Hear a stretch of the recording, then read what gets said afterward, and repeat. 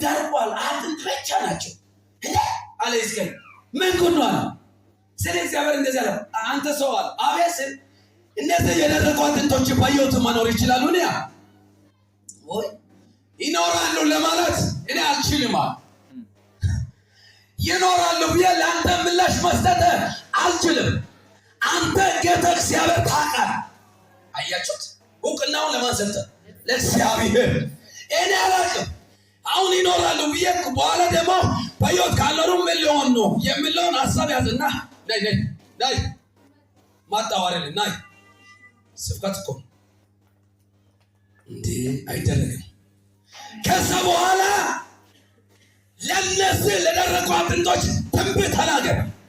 እዚህ ጋር አሁን ጉዱ የመጣ ምን ብዬ እናንተ የደረቃችሁ አጥንቶች የእግዚአብሔርን ምን ቃል ስሙ። አያችሁት? ለካ ይህ ትውልድ ተስፋ የቆረጠው የእግዚአብሔርን ቃል ስላልሰማ፣ ለካ መጽናናት ያጡት የእግዚአብሔርን ቃል ስላልሰሙ ነው። አሁን አለ የእግዚአብሔርን ቃል ስሙ፣ በሕይወት ምን ትላላችሁ? ያጠገብ ያለውን ያዝና የእግዚአብሔርን ቃል ስማ፣ በሕይወት ትኖራለህ በለው። የእግዚአብሔርን ቃል ስማ፣ እንደገና ትነሳለህ በለው። አማኝ አለ ወይ? የሚያነሳው ቃል ነው ያወራሁት። ከዚህ ቤት ሳትመለሱ እግዚአብሔር አምላክ ነገራችሁን እንደገና ያነሳዋል።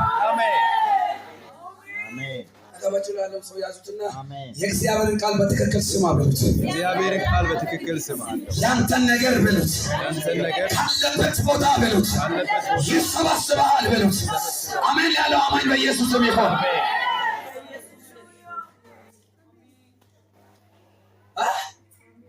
የእግዚአብሔርን ቃል ስሙ።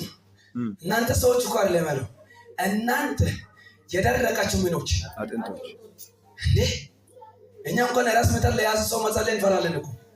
እስኪ ግን እናንተ የደረቃችሁ አጥንቶች የእግዚአብሔርን ቃል ስሙ፣ ቀጥለው በሕይወት ትኖራላችኋል። እንደ ስለ እግዚአብሔር እንደዚህ አለ። አሁንም ቀጥለው ሕዝቅኤል ሆይ አለው አቤት ስል ልክ ቁርባት መጽሐፍ የሰኛው መጽሐፍ ላይ ቁርባትን እዘረጋለሁ። ቁርባት ማለት የሥጋ መሸፈኛ ይላልና ትንፋሽም አልነበረባቸው፣ ትንፋሽን አገባባቸዋል። ቀጥለው ደግሞ ሥጋዬን አወጣባቸዋል። ሥጋ ማለት የሚታይ ተስፋ ማለት የሚታይ ተስፋ ይዘራባቸዋል። ከዛ ያንን ያወራ ያለ እንደ ተናገርኩት አለ ነው እስከ ሊሳነው ስታይ እንደ ትንቢትም እንደ ተናገርኩት ቁርባን አልነበረባቸው። አሁን ግን ወጡ። ሥጋ አልነበረባቸው።